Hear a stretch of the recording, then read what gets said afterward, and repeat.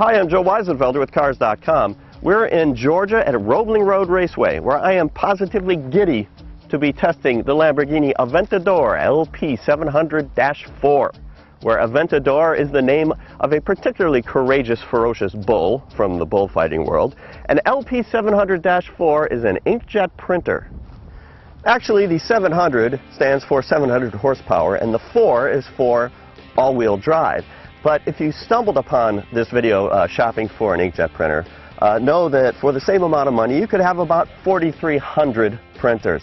That's right, the car you see here, as equipped, is more than $433,000.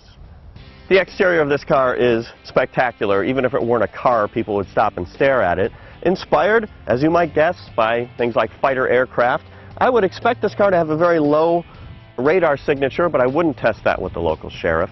We'll take a look at the wheels here.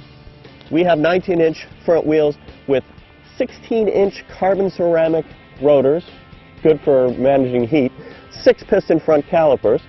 The rear rotors are 15 inches and 4-piston calipers. Now the doors, they alone are special. Throw a door up, young kids everywhere will come flocking, thinking that's pretty cool in and of itself. These giant scoops on the side are functional. They feed cooling air to the V12 engine. This is a mid-engine design. And at high temperatures, not necessarily high speeds, vents open, these panels raise up and allow the air to flow through more efficiently for better cooling.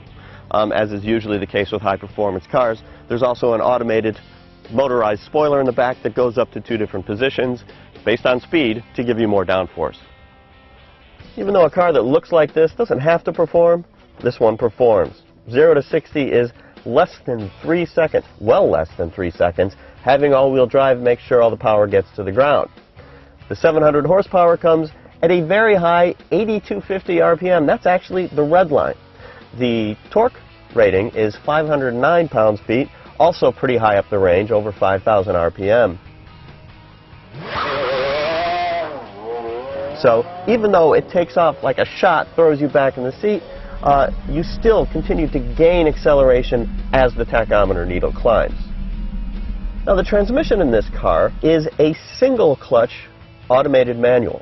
It is not the more popular dual clutches available now, known for their quick shifting and a little bit more refinement. As a result, this one bucks a little bit more when it's shifting, but it does shift quickly, actually more than twice as fast as the Gallardo, which has a similar version of this transmission. This one is the ISR for independent shifting rods. Now you can adjust the way that it behaves by choosing different settings. There's Strada, Sport, and Corsa. Strada means street, Sport means sport, and Corsa is for the track. Each of these settings varies the sensitivity of the accelerator, the shift points of the transmission, the behavior of the all-wheel drive system, and it all starts by pushing this guarded switch, which doesn't have to be guarded, but it's cool.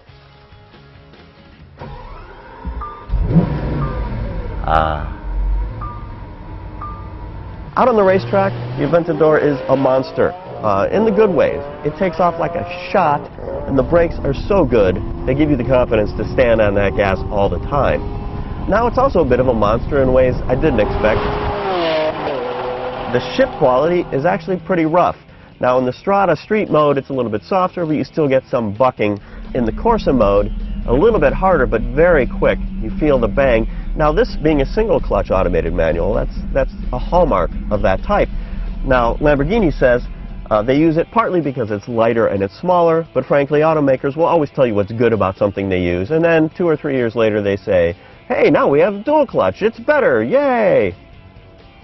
I'm a little bit sad that this car doesn't offer a manual transmission, but what's great about it is it does have automatic modes, so you can let it do the shifting for you if you want to do the shifting yourself.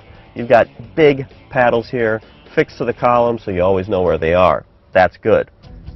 Now, frankly, when I see things like all-wheel drive, mid-engine design, I actually think a car might be kind of tame, despite the specifications. Maybe something like a 911 with all-wheel drive, which in some cases can feel kind of boring. Not the case with this one. Out on the track, there's a lot of work. I really had to manage this car. It's easy to rotate it. The throttle is extremely sensitive. It's the kind of car you have to learn. And actually, I think that's a pretty good thing. You don't want it to do everything for you. Yeah, it's a lot of money. I wouldn't spend my money on it. But if I had the money, Would I spend it on this as opposed to 4300 inkjet printers? Absolutely.